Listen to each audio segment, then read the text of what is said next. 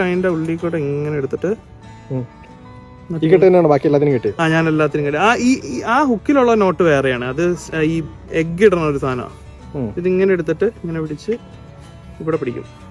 ഞാൻ ഇങ്ങനെ തിരിക്കും. തിരിച്ച് ഇങ്ങനെ ഒരു സംഭവം അതിലൊരു 6-8 പ്രാവശ്യം കറക്കുക.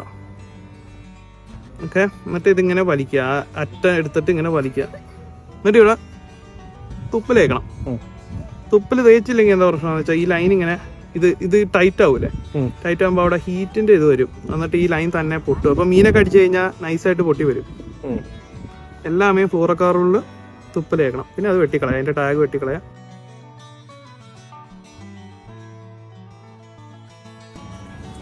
കണ്ടോ, ചത്ത് കിടക്കുന്ന മീൻ മുട്ടയിട്ടതിന് ശേഷം മരിച്ചു പോയതാന്ന് തോന്നുന്നു.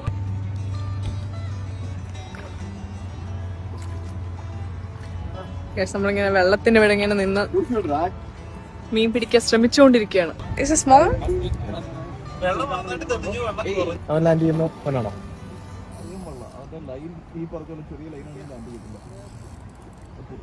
ഇത് അടിച്ചു കഴിഞ്ഞാലേ മീൻ ഓടത്തുള്ളല്ലേ.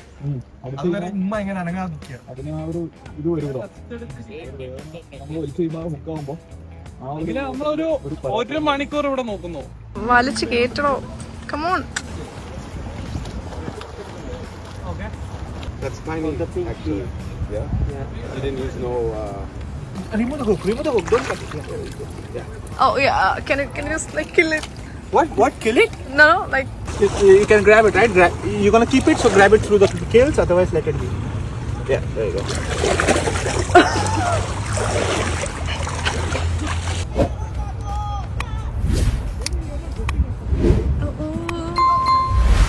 പേഷ്യന്റെ ഗ്രിൽസ് ഒക്കെ കട്ട് ചെയ്തോണ്ടിരിക്കുക.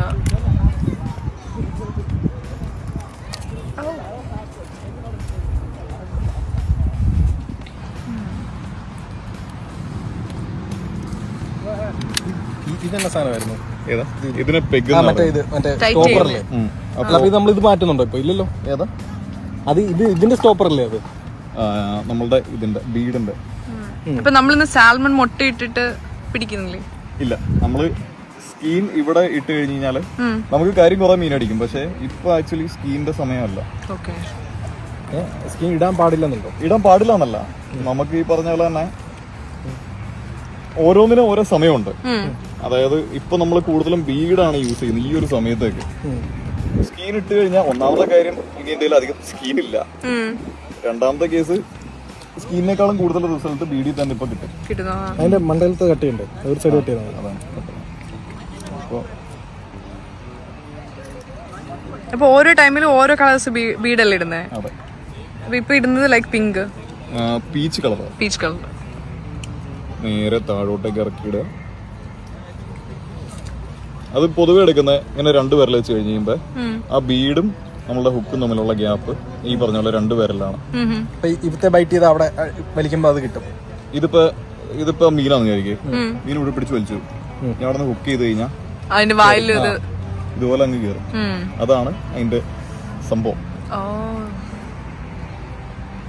അത് എടുക്കുന്നതാണെങ്കിൽ ഓട്ടോമാറ്റിക്കലി അത് ഉള്ളിലോട്ട് എടുക്കുകയല്ലേ ഉള്ളൂ. മീനുകളൊക്കെ വന്ന് എന്ത് സാധനം തീറ്റ എടുക്കുന്നത് നേരെ സ്വാലോ ചെയ്യുന്നത്.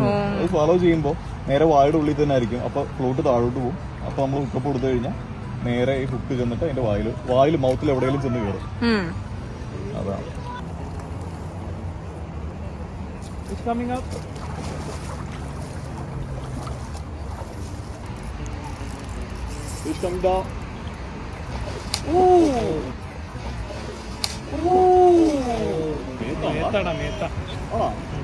അതിന്റെ പിന്നിന്റെ അടുത്താന്ന് തോന്നുന്നു. എന്നുവെച്ചാ മോളിത്തെ പിന്നില്ലേ, അവിടെ ഒരു വീട് കണ്ടു. നമ്മൾ ഇതിന് ഈ ഇടുന്ന ഇതൊക്കെ ഈ ചെറിയ വെയിറ്റുകൾ ഇതിനെ സ്പ്ലിറ്റ് ഷോട്ട് എന്നാ പറയുന്നത്. അപ്പൊ അത് ആക്ച്വലി ലെഡാണ്.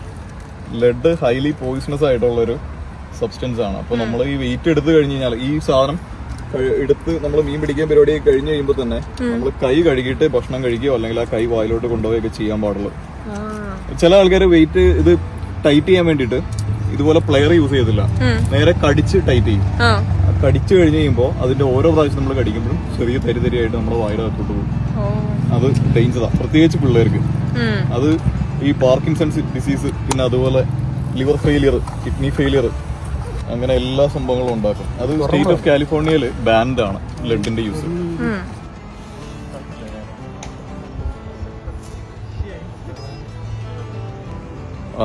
അവരവിടെ ചെയ്യുന്ന ഫ്ലൈ ഫിഷിംഗ് എന്ന് പറയുന്നത് ഏറ്റവും അറ്റത്ത്. അപ്പോ നമ്മൾ ഇത്ര ആൾക്കാർ നിൽക്കുന്നതിന്റെ ഇടയ്ക്ക് ഫ്ലൈ ഫിഷിംഗ് നമുക്ക് ചെയ്യാൻ പറ്റില്ല. കാരണം എല്ലാവരുടെയും ഫ്ലൈ ഫിഷിംഗ് എന്ന് പറഞ്ഞാൽ 2 ടൈപ്പാണ് ഫ്ലൈസ് ഉള്ളത്. ഒന്ന് ഡ്രൈ ഫ്ലൈ, രണ്ടാമത് വെറ്റ് ഫ്ലൈ. നമ്മൾ ഇതുപോലെ സ്പിന്നിങ് റോഡ് അല്ലെങ്കിൽ ഈ പറഞ്ഞ സെന്റർ പിന്നൊക്കെ യൂസ് ചെയ്യുന്നെങ്കിൽ നമ്മൾ വെറ്റ് ഫ്ലൈ ആണ് യൂസ് ചെയ്യുന്നത്. വെറ്റ് ഫ്ലൈ ഈ പറഞ്ഞ പോലെ തന്നെ നമ്മൾ വെള്ളത്തിന് അടി മീൻസ് അത് സിങ്ക് ചെയ്ത് പോകുന്നു. അതിനൊരു ഫ്ലോട്ട് ഉണ്ടാവും, അടിയിൽ കൂടെ സിങ്ക് ചെയ്ത് പോകും. സിങ്ക് ചെയ്ത് പോയിട്ട് മീൻ വന്ന് അടിക്കും, നമ്മളിപ്പോൾ ഈ ബീഡ് ഇടുന്ന പോലെ തന്നെ.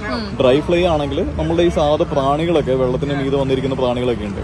അപ്പോൾ ആ ഒരു ഏരിയ അവർ വന്നിട്ട് തന്നെ ആ ഒരു ഏരിയയിൽ ഏറ്റവും കൂടുതൽ വെള്ളത്തിലോട്ട് കാണുമ്പോൾ തന്നെ പ്രാണികളൊക്കെ ഉണ്ടെങ്കിൽ അവിടെ അടിക്കത്തുള്ളൂ. അപ്പോൾ ആ ഇരിക്കുന്ന പ്രാണികൾ ഏതോ അതിനെ, അതായത് ഇൻസെക്ട്സിനെ ഇമിറ്റേറ്റ് ചെയ്യുന്ന അല്ലെങ്കിൽ സെയിം മോഡലിലിരിക്കുന്ന അതേപോലെ തന്നെ ഡ്രൈ ഫ്ലൈസ് ഇടും. ആ ഫ്ലൈസ് ഒന്നും സിങ്ക് ആവത്തില്ല, അത് ഇതിന്റെ മീതെ ഒഴുക്കിന് മീതെ കൂടെ ഇങ്ങനെ പോകും. അപ്പോൾ മീൻ അടിയിലുണ്ടെങ്കിൽ താഴേന്ന് വന്ന് ഇങ്ങനെ ക്യാച്ച് ചെയ്യുന്നതിന് അത് നമ്മൾ ചില ട്രൗട്ട് ഫിഷിങ്ങിലൊക്കെ വീഡിയോസിൽ കണ്ടിട്ടുണ്ട്.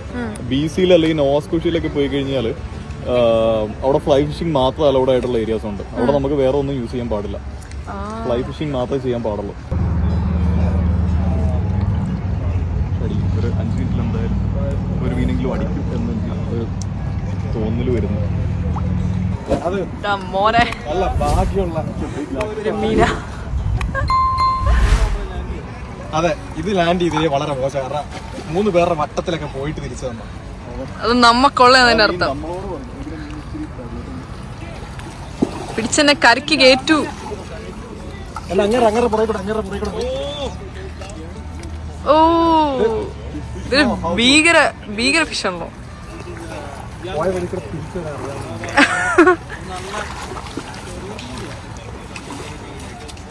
അത് ചേട്ടന് ചൂണ്ടയ്ക്ക് വേണ്ടി മാത്രം വന്ന മീനാ.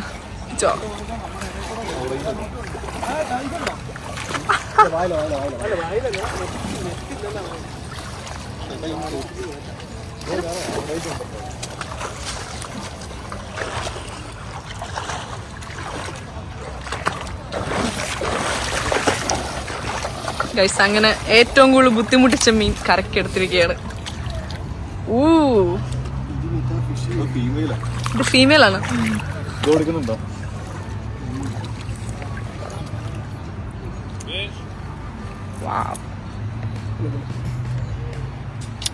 സിറ്റ്. ഹായ്. ഈ മീൻ പോയ പോക്ക് ഇതുപോലെ വേറെ ഒരു മീൻ കണ്ടിട്ടില്ല.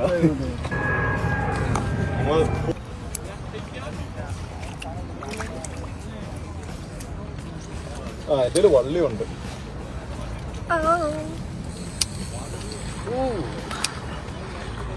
അത് മേത്തേക്ക് ഇറങ്ങി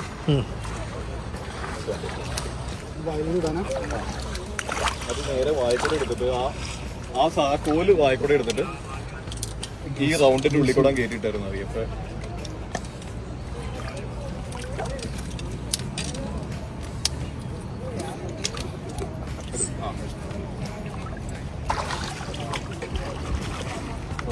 ബ്ലീഡായി പോകും.